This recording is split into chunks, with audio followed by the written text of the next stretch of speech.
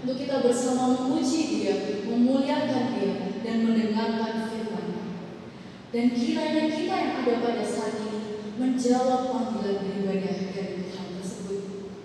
Mari sebelum kita masuk di dalam ibadah kita, mari kita bersama membacakan visi dan misi STT Aletheia.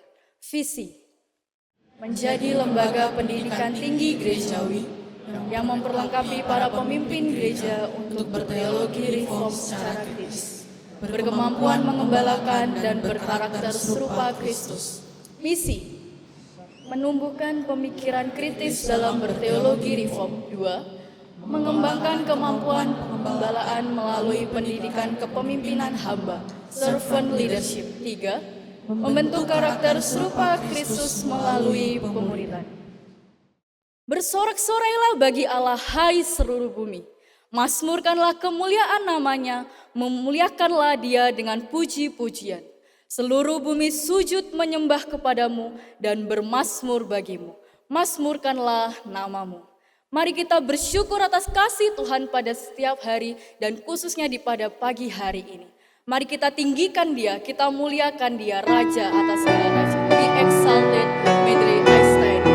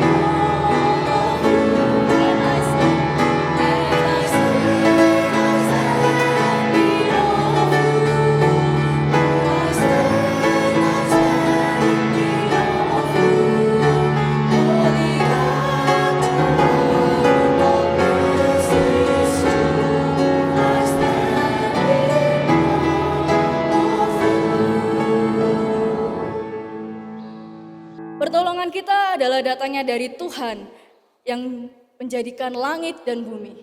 Kasih karunia dan damai sejahtera dari Allah Bapa, Putra dan Roh Kudus menyertai kamu sekalian. Dengarkanlah firman Tuhan yang menjadi landasan kita. Permulaan hikmat adalah takut akan Tuhan. Semua orang yang melakukannya berakal budi yang baik. Puji-pujian kepadanya tetap untuk selama-lamanya. Mazmur 111 ayat yang ke-10. Jemaat dipersilakan duduk kembali. Semenjak manusia jatuh ke dalam dosa, dosa bukan lagi hal asing bagi setiap kita. Natur dosa itu berada di dalam diri setiap kita. Namun bagaimana kita, orang-orang yang telah menerima belas kasih Tuhan, maukah hidup kita dirubahkan? Maukah hidup kita menjadi lebih baik? Mungkin kita masih memikirkan dosa-dosa lama kita atau masih bergumul dengan dosa kita. Namun marilah kita minta Tuhan untuk menjenguk setiap hati kita, supaya hati kita diubahkan. Oh Allahku, jenguk.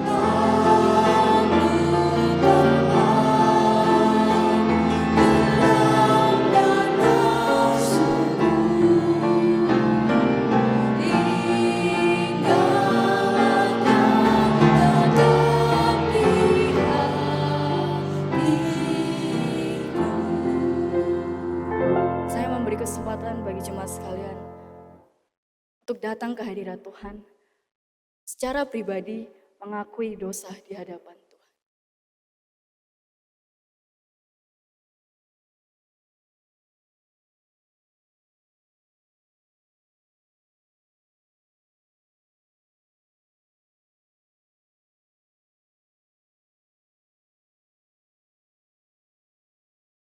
Bapa yang bertata dalam kerajaan surga, Engkau yang sangat mengasihiku, sehingga Engkau telah mengaruniakan anak-Mu yang tunggal itu.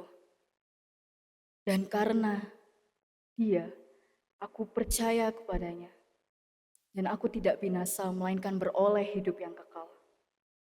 Karena kasih-Mu yang besar itu telah membuat aku hidup untuk bersama Kristus. Bapa, tolonglah kami, setiap pribadi kami, semua anak-anak-Mu, untuk bisa tetap tinggal di dalam kasih-Mu. Itu ya Tuhan.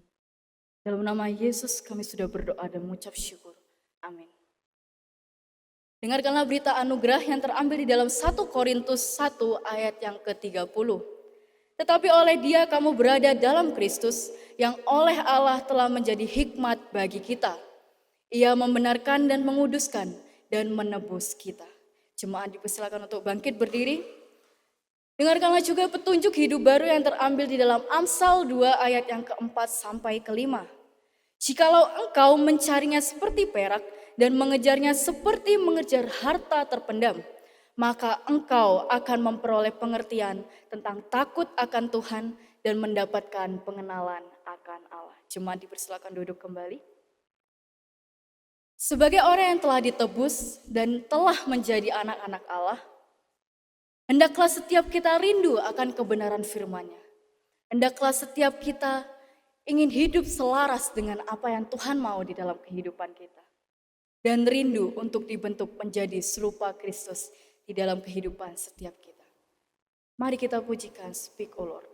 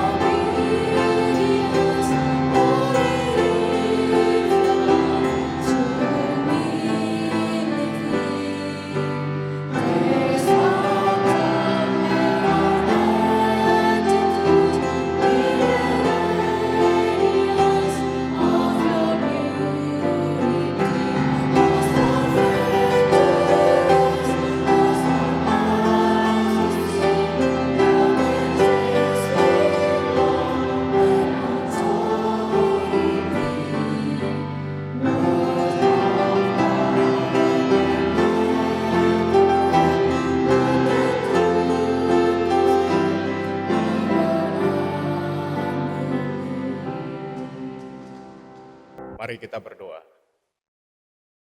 Ya Tuhan, kami bersyukur untuk kasih kemurahan-Mu yang besar. Engkau datang melawat kami. Kami orang yang terhilang di dalam dunia yang penuh dengan kemajuan ini. Kiranya kami boleh menemukan diri kami yang hilang di dalam Engkau dan di dalam Engkau sajalah. Kami berdoa berseru, kiranya Engkau berbicara kepada kami, agar kami yang lemah, kami yang luput, kami yang terbatas ini boleh hadir di dalam pangkuan-Mu, dan kami boleh menemukan keintiman bersama dengan Engkau sendiri. Terpujilah Engkau, ya Tuhan, dari sekarang sampai selama-lamanya. Yesus Kristus kami berdoa. Amin. Selamat pagi rekan-rekan yang saya kasih dalam Tuhan. Ya, kita pada hari ini akan merenungkan satu tema, mencari hikmat ilahi dalam dunia modern. Saya ajak kita untuk membuka Amsal pasal yang kedua, ayat pertama hingga ayatnya yang ke-6. Amsal pasal yang kedua, ayatnya pertama hingga ayatnya yang ke-6.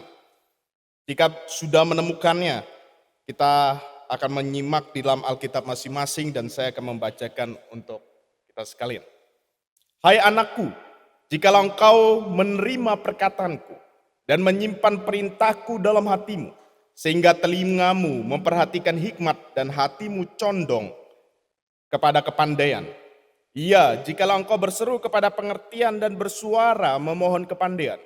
Jikalau engkau mencarinya seperti mencari perak dan mengejarnya seperti mengejar harta terpendam, maka engkau akan memperoleh pengertian tentang takut akan Tuhan dan mendapat pengenalan akan Allah. Karena Tuhanlah yang memberi hikmat. Dari mulutnya datang pengetahuan dan kepandaian. Demikian firman Tuhan yang kita baca. Rekan-rekan yang saya kasih dalam Tuhan, kita masuk di dalam dunia modern pada saat ini. Dunia telah mengalami reformasi digital yang begitu besar. Kita dapat menemukan segala sesuatu di dalam dunia pada saat ini melalui gadget kita maupun media sosial yang ada di dalamnya. Di mana kita dapat mencari segala jawaban dalam pergulatan-pergulatan hidup kita. Namun rekan-rekan yang saya kasih dalam Tuhan, di tengah perkembangan yang begitu pesatnya, namun di saat yang bersamaan, kita juga bisa terhanyut di dalam perkembangan yang sedemikian rupa. Kita berisiko di dalam zaman yang berkembang, di mana segala akses itu terbuka bagi kita.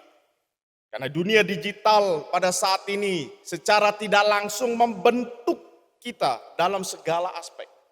Tanpa kita sadari, hidup kita, diri kita dibentuk oleh dunia pada saat ini. Kita tidak lagi membentuk dunia. Sebagaimana panggilan kita untuk mentransformasi, bahkan mereformasi dunia pada saat ini. Namun dunia yang mengalami reformasi ini, mereformasi hati kita, bahkan mentransformasi kehidupan kita. Tidak sedikit dari kita menghabiskan segala sesuatu melalui apa yang kita punya, melalui gadget kita untuk mencari, menyelami apa yang ada di dalam dunia ini. Namun di tengah penyelaman kita di dalam dunia ini, kita terhanyut dan kita terhilang di dalam dunia ini. Saya gambarkan kita seperti naik sebuah perahu kecil di tengah samudra raya yang begitu besar. Dan kita disapu oleh derasnya gelombang yang ada di samudra itu.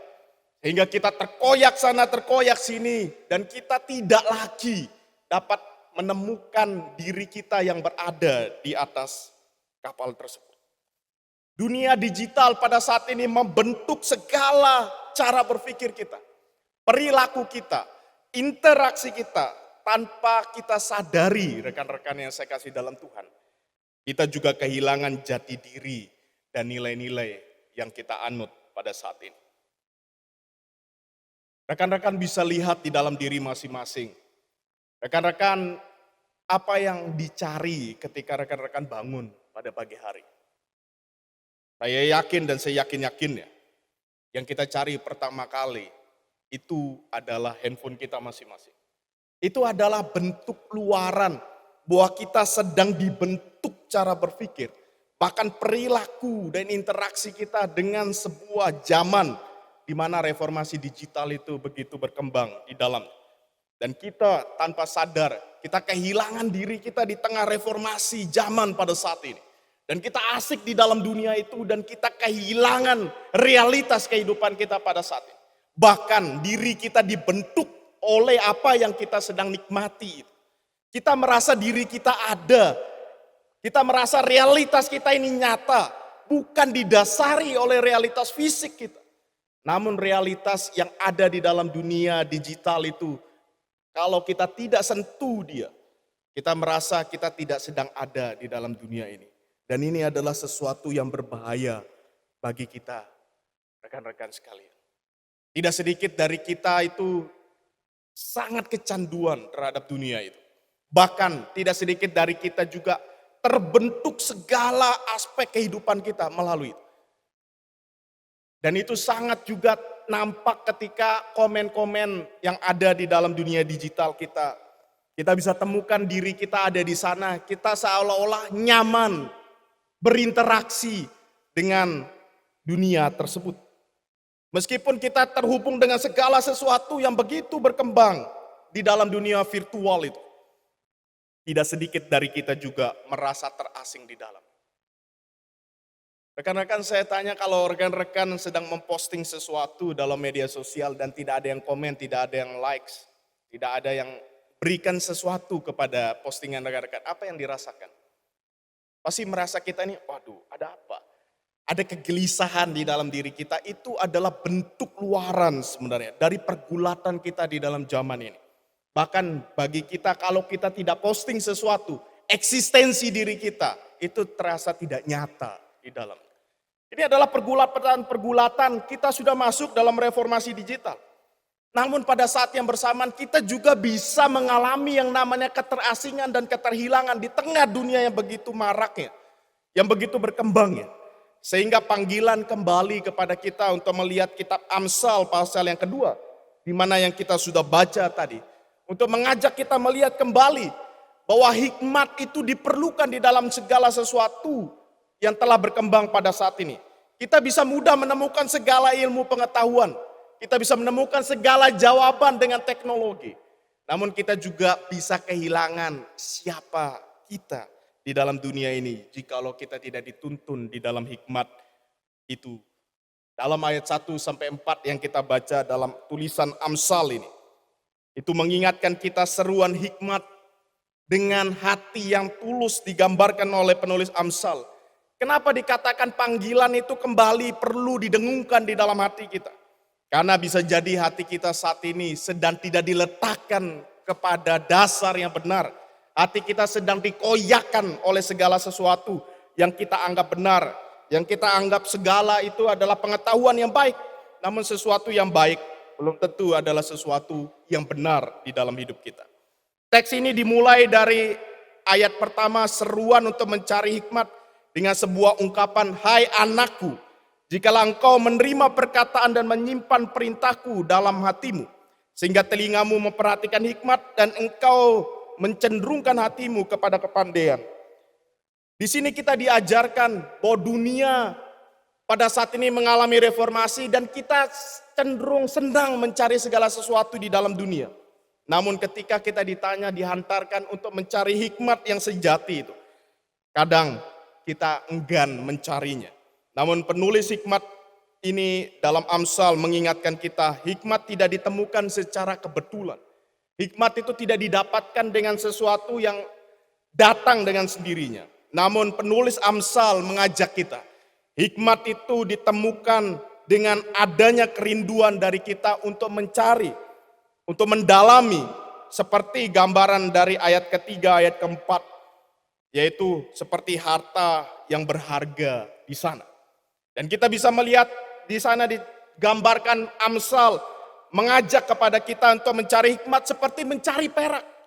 Seperti menggalinya seperti harta karun yang mengandung makna, ketekunan dan usaha kita yang tidak kenal lelah. Rekan-rekan yang saya kasih dalam Tuhan, hikmat itu adalah sesuatu yang berharga sehingga penulis Amsal ini mengajarkan kepada kita sama seperti kita mencari harta benda, harta karun yang berharga di dalam dunia ini.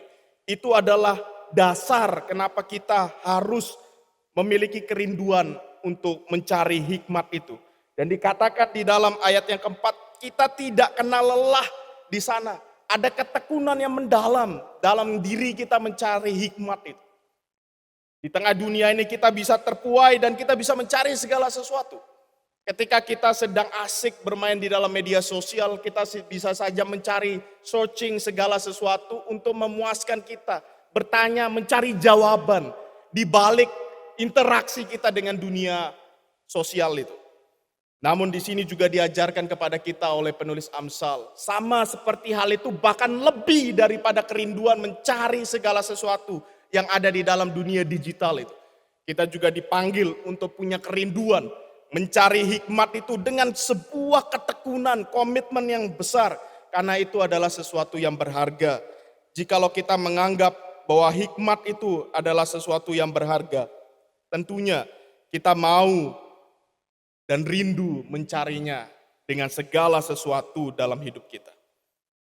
Ada seorang penulis yang bernama C.S. Lewis. Dia katakan hikmat yang sejati itu hanya bisa ditemukan di dalam Allah.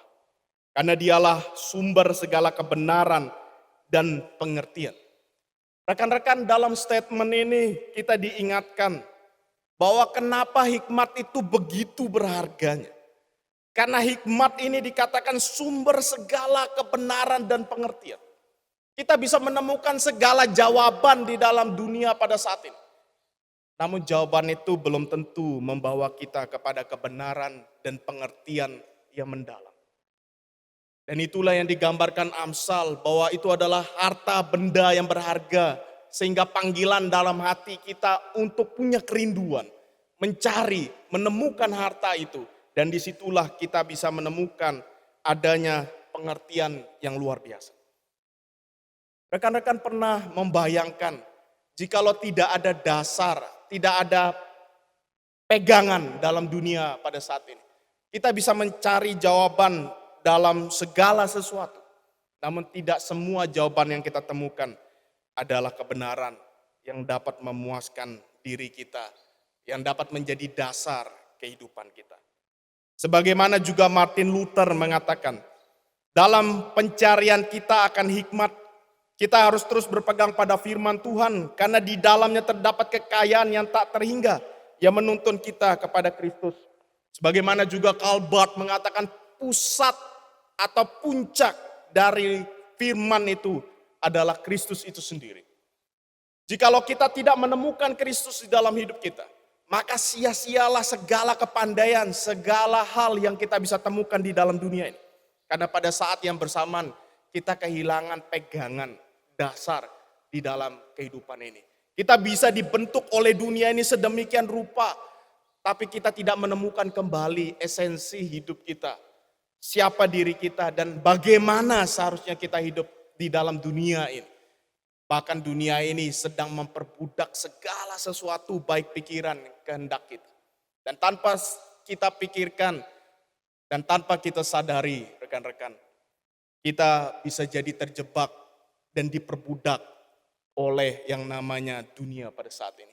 Melalui gadget kita, melalui media sosial yang kita mainkan. Kita merasa kalau kita nggak pegang itu kita nggak nyaman. Bener ya rekan-rekan ya? Kalau kita nggak pegang HP itu rasanya tangan itu gatal. Dan rekan-rekan pernah bayangin enggak? Padahal nggak ada yang chat di WA itu. Kadang rekan-rekan juga senang buka-buka WA itu. Yang dilihat itu apa? Status orang. Bahkan juga kadang status dirinya diposting. Instagram juga begitu. Padahal tidak ada sesuatu yang menarik di situ yang harusnya rekan-rekan ingin cari. Tapi iseng saja. Dan akhirnya kita terikat di dalam dunia itu. Bahkan dunia itu juga membentuk kita sebagaimana kita ada saat ini. Misalnya di dalam dunia itu kita bisa menemukan sebuah statement atau quote tertentu dalam hidup kita. Bahkan quote itu belum tentu sesuatu yang baik dan benar. Dan itu yang kita pakai dari falsafah hidup kita. Bahkan juga ada sebuah potret tertentu dari orang yang kita sukai. Kita merasa diri kita kok tidak seperti dia. Kita merasa andai kata saya jadi seperti dia. Dan inilah yang saya katakan, segala sesuatu kita bisa temukan dalam dunia pada saat ini. Melalui gadget, melalui handphone, melalui media sosial kita. Namun secara bersamaan, dunia media sosial itu, bahkan gadget itu, bisa membentuk segala pola berpikir kita. Tingkah laku kita, perilaku kita, bahkan tanpa sengaja kita terbawa arus di dalamnya, membentuk pola pikir kita, membentuk tindakan kita, dan membentuk sebuah kebiasaan di dalam hidup kita. Kita kehilangan segala sesuatu termasuk diri kita. Seharusnya handphone dan media sosial itu adalah alat tools bagi kita. Namun dialah yang hidup, kitalah yang mati sekarang. Harusnya kita yang bisa mengontrol dia. Namun merekalah yang mengontrol kita. Pak, Ibu, dan saudara-saudari, rekan-rekan yang saya kasihi. Kita merasa kita dapat mengontrol segala sesuatu di dalam zaman ini. Namun pada saat yang bersamaan sebenarnya zaman ini dan segala teknologi yang berkembang sedang mengontrol. Sedang memperalat kita, sedang memperbudak kita. Dan kita kehilangan diri kita dengan segala sesuatunya. Sehingga kita diingatkan oleh Amsal, harusnya ada sesuatu dalam diri kita, gerakan, kerinduan kita untuk mencari hikmat itu. Sebagaimana digambarkan dalam ayat 1 sampai ayat keempat, hikmat itu sesuatu yang bernilai harganya. Sesuatu yang sangat amat mahal, bagaikan segala sesuatu yang tidak bernilai. Atau sesuatu yang sangat amat mendalam dan bernilai itu. Dan di dalam ayat kelima, ayat keenam, dikatakan juga hikmat itu adalah sesuatu yang akan menghantarkan kita kepada pengenalan akan Allah. Puncak dari hikmat itu adalah pengenalan akan Allah. Dia bukan hanya sesuatu yang berharga. Bukan sekedar sesuatu yang bernilai sekali. Tapi hikmat itu akan menghantarkan kita kepada Allah. Karena pada dasarnya puncak dari hikmat itu adalah pengenalan akan Allah. Ketika seseorang mencari hikmat itu sepenuh hati, digambarkan ayat yang pertama hingga ayat yang keempat. Mereka akan tiba dalam pengertian yang digambarkan ayat kelima itu takut akan Allah. Takut akan Allah di sini bukan perasaan takut, tetapi perasaan hormat, kagum, pengakuan bahwa Allah itu adalah sumber kebenaran dan pengetahuan. Dia adalah dasar dari segala sesuatu yang ada di dalam dunia ini. Dan ayat ke-6 juga menegaskan Allah sendiri yang telah memberikan hikmat itu dari mulutnya.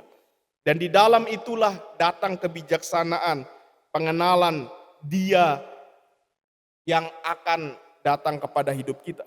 Pengenalan ini tidak hanya membawa kita kepada sebuah pemahaman teoritis, tetapi hikmat juga membawa kita kepada sesuatu yang praktis, menjalani kehidupan sesuai dengan kehendak Allah. Rekan-rekan yang saya kasih dalam Tuhan, tanpa ada dasar yang sedemikian rupa, kita tidak bisa melangkah dalam hidup ini dengan baik.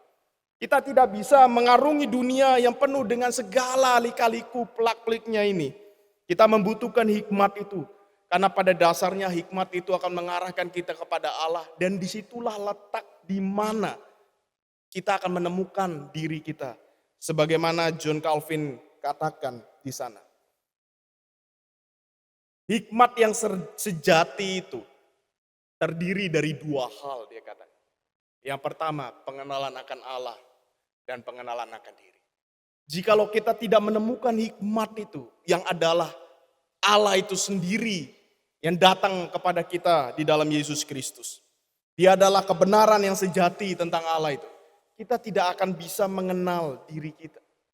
Kita bisa mencari jawaban tentang diri kita di dalam dunia. Namun sampai kapanpun kita tidak akan dihantarkan kepada pengenalan yang sejati tentang siapa kita, rekan-rekan sekalian. Takut akan Tuhan di sini adalah sebuah gambaran di mana kita sadar, kagum, ketundukan diri kita kepada Allah yang berkuasa di dalam segala sesuatu. Dan gambaran ini sebenarnya gambaran yang nyata ketika Adam dan Hawa dalam Kejadian pasal 1, Kejadian pasal 2 sebelum dia jatuh di dalam dosa. Dia menikmati Allah itu dalam ketundukan, dalam ketaatan dia melakukan segala sesuatu. Seakan-akan kita coba menggambarkan situasi pada waktu itu keterbatasan Adam dan Hawa di dalam sebuah lingkungan tertentu yang digambarkan oleh Taman Eden. Sebuah lokasi yang terisolir dari segala sesuatu yang luar biasa besarnya yang Allah sudah ciptakan. Namun pada saat yang bersamaan kita melihat Taman Eden itu adalah gambaran di mana Adam dan Hawa menemukan hikmat yang sejati, pengenalan akan Allah itu melalui apa? Melalui kehidupannya, dalam bentuk ketaatannya kepada Allah mengerjakan taman itu. Dan disitulah dikatakan dalam pengenalan ada kekaguman, kegentaran dia digambarkan sebelum kejatuhan itu. Dia menikmati Allah itu sedemikian rupa, rekan-rekan. Dia bisa menikmati itu dalam ketundukan mereka kepada Allah itu. Dan dalam pengenalan itulah mereka taat mengerjakan Taman Eden itu di dalam ketaatan itu adalah bentuk dia menikmati Allah. Dan pada bersamaan mereka adalah menjadi orang yang bebas, orang yang merdeka, orang yang bisa menikmati dirinya di tengah segala ciptaan Allah yang lain. Bagaimana dengan kita pada saat ini? Kejadian pasal 3 pasca kejatuhan itu menjadi sirna. Rasa takut tidak lagi didasari oleh pengenalan akan Allah. Rasa takut dihantui oleh melihat diri yang begitu bobroknya. Tidak didasari lagi pengenalan akan Allah yang baik. Tapi rasa takut kalau kita lihat pasca kejatuhan dalam Kejadian pasal 3. Rasa takut itu adalah kegentaran yang membawa mereka melihat dirinya begitu najis di hadapan Allah. Dia tidak lagi melihat keagungan dirinya di dalam Allah itu. Tapi rasa takut itu membawa mereka menyembunyikan diri untuk berhadapan dengan Allah dalam Kejadian pasal yang ketiga. Dan di sini kita diingatkan rekan-rekan yang saya kasih dalam Tuhan. Bahwa pengenalan akan Allah, takut akan Allah. Itu adalah gambaran daripada hikmat yang harusnya punya kerinduan yang mendalam. Yang digambarkan oleh penulis Amsal dalam ayat pertama hingga ayat keempat. Seperti mencari harta benda itu. Karena pada saat kita menemukan itu, disitulah kita akan menemukan siapa diri kita di hadapan Allah. Dan inilah John Calvin katakan, hikmat yang sejati. Yang mengarahkan kita kepada pengenalan akan Allah dan pengenalan akan diri kita.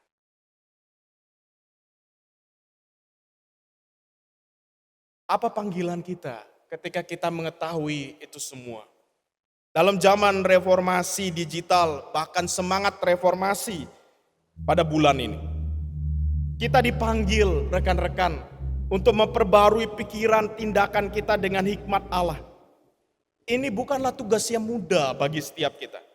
Tetapi melalui pencarian yang sungguh-sungguh kerinduan kita, ketekunan dan ketergantungan kita pada Allah, kita akan menemukan hikmat yang memimpin kita sekalian kepada hidup yang penuh berkat dan kepenuhan di dalam Kristus. Jikalau tidak kita melakukan ini semua, dunia akan membentuk siapa diri kita. Kita tidak lagi dapat diutus di dalam dunia ini, mentransformasi dunia ini, bahkan membawa pesan Injil itu yang ada di dalam hidup kita, yang mana hidup kita adalah potret dari Injil, di mana kita menemukan hikmat Allah yang sejati. Kita tidak akan dapat mentransformasi dunia, yang ada dunia yang akan mentransformasi kita. Mari kita jadikan firman Tuhan sebagai dasar dari setiap aspek kehidupan kita, sehingga kita dapat mereformasi diri kita dalam semangat reformasi pada bulan ini. Dan dunia sekitar kita menurut hikmat ilahi yang membawa kita kepada kebenaran yang sejati. Tanpa ada semua itu, kita tidak akan dapat menikmati dunia modern sebagaimana kita ada pada saat ini. Marilah dengan sungguh-sungguh kita renungkan hal itu. Kita boleh mengontrol hidup kita. Kalau dalam bahasa kita pada masa modern ini, jangan biarkan hidupmu terenggut oleh dunia ini. Tapi renggutlah hidupmu, ambillah hidupmu di dalam dunia ini. Dan temukanlah kembali hidupmu, posisi dirimu di dalam dunia ini. Sehingga engkau dapat menjadi agen perubahan di dalam dunia ini. Sebagaimana Allah juga memakai zaman reformasi untuk membawa kembali gereja untuk melihat hikmat Allah yang sejati di dalam firman dan firman yang telah menjadi daging, yaitu Yesus Kristus itu sendiri. Jangan biarkanlah dunia ini memporak-porandakan siapa diri kita. Tapi porak-porandakanlah dunia ini di dalam hikmat Allah. Sehingga pada akhirnya kita dapat membawa perubahan yang besar itu di dalam dunia ini. Dunia ini penuh dengan rasa takut, bukan karena takut akan Tuhan, tapi takut yang didasari oleh karena kebenaran-kebenaran yang hilang, yaitu kebenaran untuk mencari Allah. Ini adalah panggilan kita bersama. Pasca kejatuhan, ini adalah panggilan kita untuk membawa mereka, menemukan siapa diri mereka, sebagaimana kita menemukan siapa kita di dalam hikmat Allah. Jikalau belum, mari kita sungguh-sungguh datang mencari hikmat itu seperti harta yang berharga itu. Hingga pada akhirnya nama Tuhan boleh dipermuliakan dalam hidup kita. Jikalau kita pada saat ini asik menemukan segala sesuatu yang kita inginkan dalam dunia ini, kenapa kita tidak terpanggil untuk mencari kebenaran, hikmat yang sejati itu dibawa ke dalam dunia. Kiranya Tuhan memberkati kita. Kiranya Tuhan memberkati firman-Nya. Tuhan menolong kita sekalian dengan kerinduan dan sepenuh hati untuk membawa pesan atau berita dari Injil itu yang menghantarkan kepada kita kepada hikmat yang sejati untuk kita bawa ke dalam dunia pada saat ini. Tuhan memberkati kita semua. Tuhan memberkati firman-Nya. Kiranya kita boleh digerakkan hati kita untuk kebenaran. Mari kita berdoa bersama.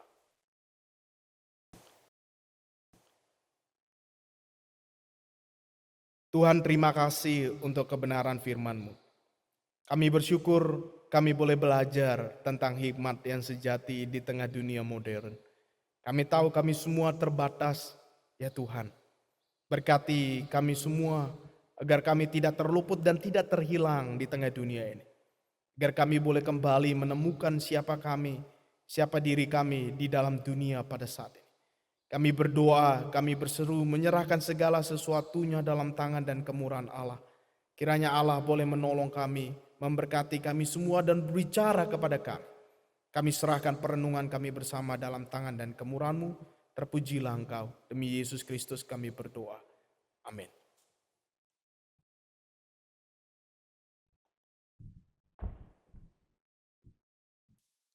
Jemaat dipersilakan untuk bangkit berdiri.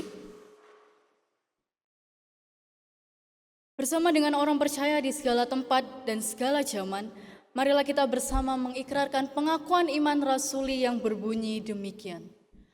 Aku percaya kepada Allah, Bapa yang Maha Kuasa, Khalik langit dan bumi, dan kepada Yesus Kristus anaknya yang tunggal Tuhan kita, yang dikandung dari Roh Kudus, lahir dari anak darah Maria, yang menderita sengsara di bawah pemerintahan Pontius Pilatus, disalibkan, mati dan dikuburkan, turun ke dalam kerajaan maut. Pada hari yang ketiga, bangkit pula dari antara orang mati, naik ke surga, duduk di sebelah kanan Allah, Bapa yang Maha Kuasa. Dan dari sana ia akan datang untuk menghakimi orang yang hidup dan yang mati. Aku percaya kepada Roh Kudus, gereja yang kudus dan am, persekutuan orang kudus, pengampunan dosa, kebangkitan tubuh, dan hidup yang kekal. Amin. Jemaat dipersilakan duduk kembali. Meresponi firman Tuhan yang sudah disampaikan oleh hambanya, marilah kita mencari dan mendekatkan diri kepada hikmat yang sejati itu. Sambil meresponi firman Tuhan dan juga persembahan yang akan dijalankan, mari kita bersama pujikan Indah Bersamamu.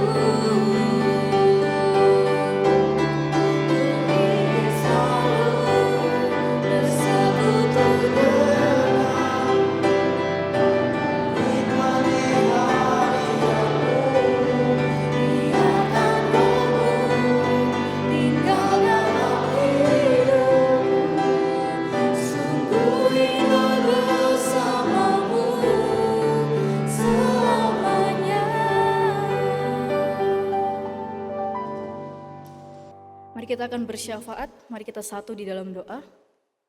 Bapa yang bertata dalam kerajaan surga, saat ini kami datang di hadirat-Mu. Kami bersyukur kepadamu ya Tuhan, karena tepat pada hari ini kami memasuki bulan yang baru yaitu Oktober. Kiranya Engkau menyertai setiap kami dalam hari-hari kami ke depan. Dan kami juga berterima kasih atas segala penyertaan-Mu selama hari-hari kemarin. Berkati kami, pimpin kami, dalam kami memasuki bulan yang baru ini, kiranya Engkau memberikan Roh Kudus-Mu sehingga dapat menuntun kami kepada jalan-jalan-Mu. Kami juga berdoa untuk kampus kami, baik di dalam relasi kami antar mahasiswa, dosen, staf, dan pekerja. Kiranya kami bisa satu hati, bergandeng tangan, dan memiliki tujuan yang sama, yaitu hanya untuk memuliakan nama-Mu. Dan saat ini kami juga datang di hadirat-Mu. Kami juga berdoa untuk persiapan pilkada yang akan diselenggarakan nanti. Kiranya Engkau memberikan hikmat kebijaksanaan pada setiap kami, supaya kami bisa memilih pemimpin rakyat yang benar-benar takut akan Tuhan, yang benar-benar mau memajukan negara ini untuk menjadi lebih baik ya Tuhan. Kami juga sudah memberikan persembahan kami. Kiranya Engkau yang memberkati tangan-tangan yang sudah memberi maupun yang belum memberi. Kiranya juga Engkau memberkati orang-orang yang akan mengelola persembahan ini supaya berguna bagi kerajaan-Mu di tempat ini. Dalam nama Tuhan Yesus kami sudah berdoa dan mengucap syukur. Amin. Saya ajak jemaat untuk bangkit berdiri. Doksologi dan doa dan berkat akan disampaikan oleh Pendeta Andri Ligawan. Doksologi.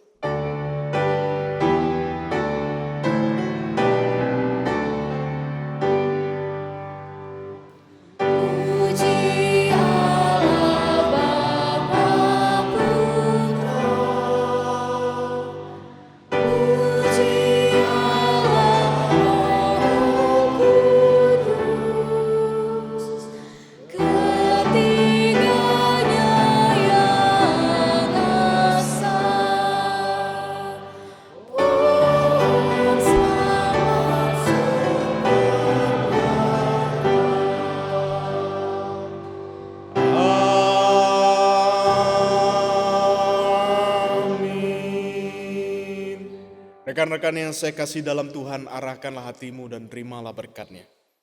Kiranya damai sejahtera dari Allah Bapa, penebusan yang kekal dalam Tuhan kita Yesus Kristus, penghiburan kekuatan dari Roh Kudus, Allah yang Tritunggal itu akan menuntun kita dalam hikmat yang sejati itu dan menemukan Dia di dalamnya dan membawa kita kepada sebuah perubahan dan perubahan yang kita bawa dalam dunia ini.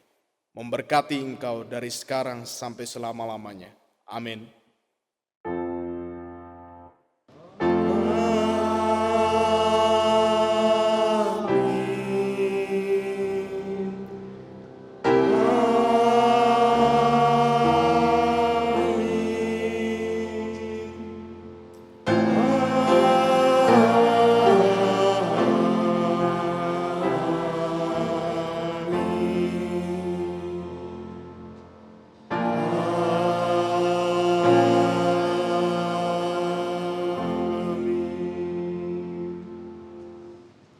Ibadah selesai, silakan duduk, Tuhan memberkati.